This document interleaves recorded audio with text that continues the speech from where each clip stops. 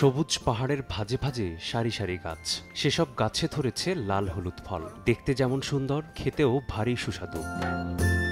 খাগড়াছড়ির মহালছড়ি উপজেলার উলাপ্রু টিলার উপর প্রায় ৪ একর জুড়ে রামবুটান বাগান। শখের বশে ২০২১ সালে এ বাগানটি গড়ে তোলেন ডাক্তার আকাইপ্রু মারমা।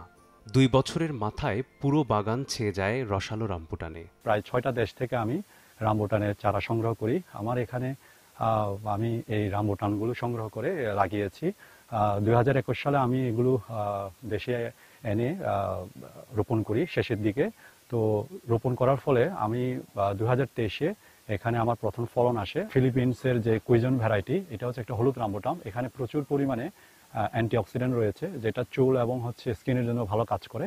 ইন্দোনেশিয়ান লাল বিনজাই, থাইল্যান্ডের রিয়ান, ফিলিপাইনের কুইজন, মালয়েশিয়ার স্কুল বয় আর ভারত মালয়েশিয়ান হাইব্রিড N18, এই ৫ জাতের রামবুটানেই চাষ হচ্ছে এ বাগানটিতে। বিদেশি এ ফল দেখতে প্রায় ভিড় করে দর্শনার্থীরা।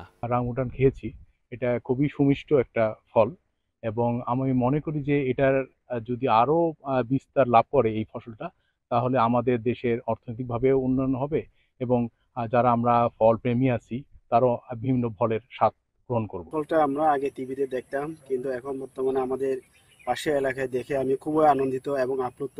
আমাদের পাহাড়ি এলাকায়, আমাদের পাহাড়ি জায়গায় খুব সহজে তাড়াতাড়ি উৎপন্ন হয়, খুব ভালো ফলন দেয়। স্থানীয় বাজারে প্রতি কেজি রামবুটান বিক্রি হচ্ছে ১,০০০ থেকে ১,২০০ টাকা দরে।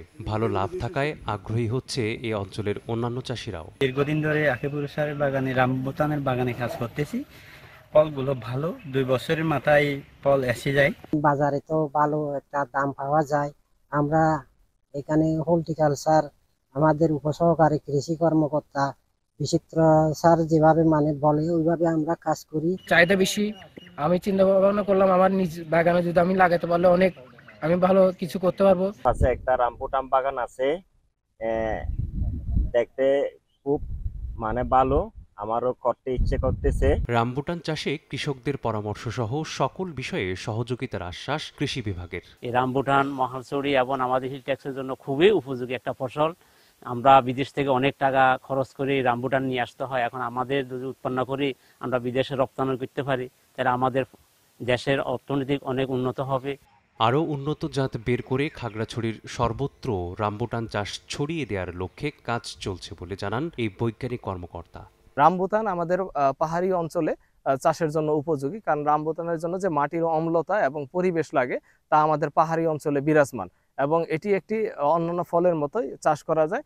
যে সেই ক্ষেত্রে কৃষকরা এটি আমাদের উদ্ভাবিত জাত, প্লাস হচ্ছে অন্যান্য যে জাতগুলো আমাদের ইতিমধ্যে পার্বত্য অঞ্চলে বিস্তার ঘটেছে, সেগুলো মূল্যায়নের মাধ্যমে কৃষকগণ এটিকে তাদের বাগানে চাষাবাদ করতে পারেন।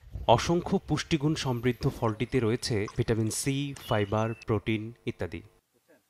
সময় সংবাদ, খাগড়াছড়ি।